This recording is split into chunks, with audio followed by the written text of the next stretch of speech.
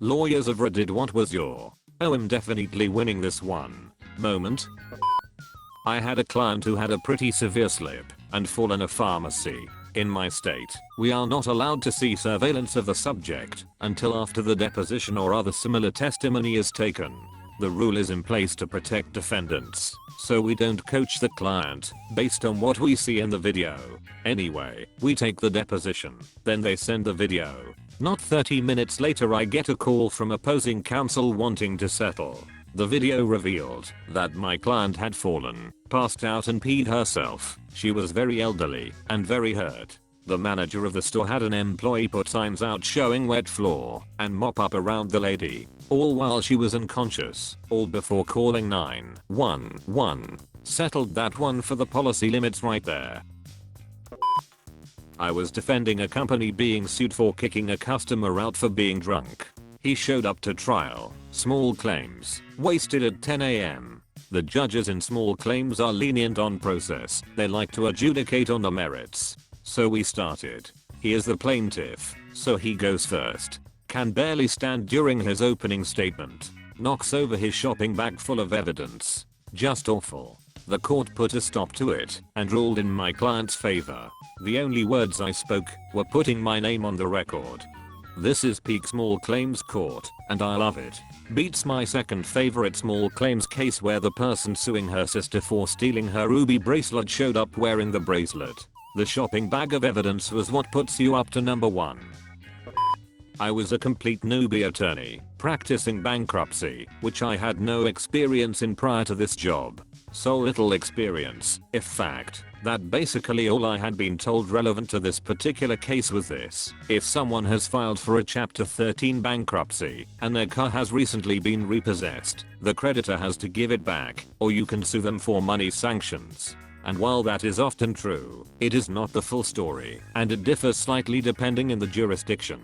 Anyway, I file a very basic motion for sanctions. We want car. They won't give car. We want an order for the car and money sanctions. However, a day or two before the hearing, opposing counsel files a response that lays out some pretty solid reasoning for why they didn't have to give back the car. I enjoyed working at that firm, but one thing they lacked was a more technical understanding of bankruptcy law. They weren't bad attorneys, but not many there had really ever cracked open the bankruptcy code and read more than a few relevant parts. Maybe a good analogy would be a religious person who has an understanding of their religious text from having been preached to, but not ever really reading the book itself.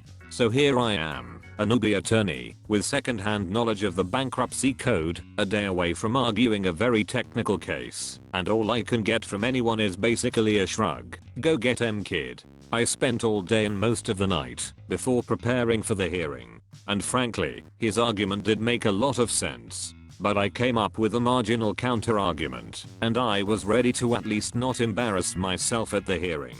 Like a true newbie, I get to the podium and just launch into this very technical assessment of the case. My knees are shaking, and it becomes clear as I continue, from the judge's puzzled expression, that the judge had no idea what I was talking about, what the facts of the case were, or what the other side's argument was. The judge silences me with a hand. Opposing counsel, their motion says they didn't get the car back. Why not? Well, Your Honor, based on this law, you have to give the car back, but Your Honor, there is an exception for. No, you have to give the car back. In other jurisdictions, there is an exception for. Counsel, I will fine your client $50,000 per day until the car is returned. We ultimately worked out a settlement in the hallway where the client got their car back, some money sanctions, and our attorney's fees. The attorney called their client and essentially explained that he thought they had a winning position, but it was clear that the lower court judge was not having it, so it was probably cheaper to settle rather than have to appeal. As it happens, since then the same issue has been litigated a couple of times in front of some other judges in this district, and the results are all over the map, and I think the Court of Appeals will eventually need to give a ruling. But as soon as I heard this judge raw $50,000 per day, I knew I had lucked into winning that case. This is going to read like it belongs in r/that happened. My dad saw the video, which was famous at his firm. Workers can't claim for a back injury that seems suspicious, so they sic a private investigator on the guy after a while, which is fairly common. PI comes back with a video of the guy batting softball batting practice, torquing his back over and over. Exactly what he says he can't do. Okay, whatever. People get caught all the time. The camera pans. And who is shagging balls in the outfield? Opposing fucking counsel. So, yep, case dropped and the judge took it up with the bar.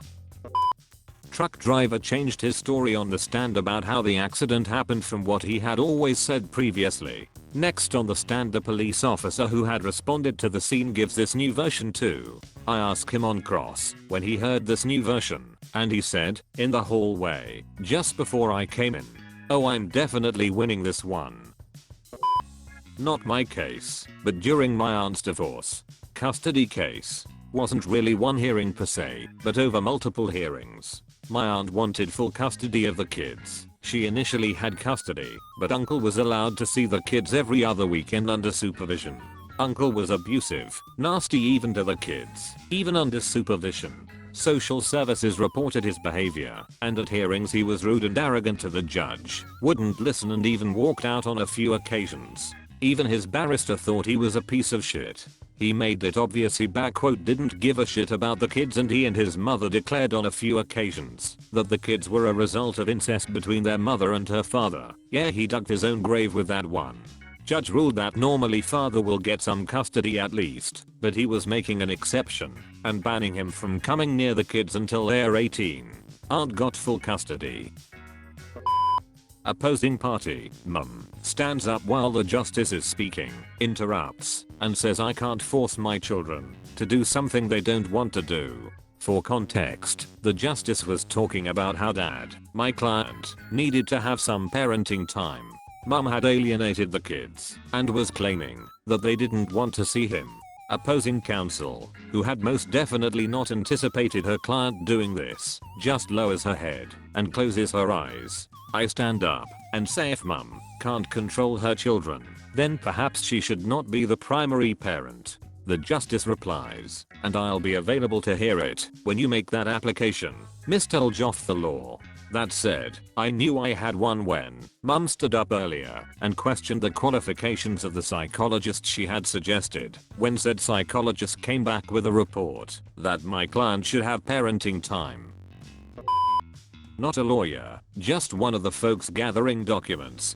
The company got an unexpected demand letter claiming we provided a defective piece of equipment and wanting big bucks for the cost of repair and all the downtime it caused. Our in-house lawyer immediately thought something was up. Letters like that are never out of the blue. They're always preceded by phone calls and emails, and he always got looped in on those. So when he called me up to have the document preservation chat, he also wanted me to pull and print all emails as soon as possible. There weren't many, maybe 30 mentioning the company, 22 were from the company, and all of them, save 3, were from when they bought the machine over a year before. The last email was the only one I actually printed, and I decided to deliver it myself with one line highlighted. Was surprisingly intact for being hit by a motorcycle going that fast. I had never seen our company lawyer smile, nor laugh, but he was doing both as soon as he read it. If you enjoy these videos, please consider subscribing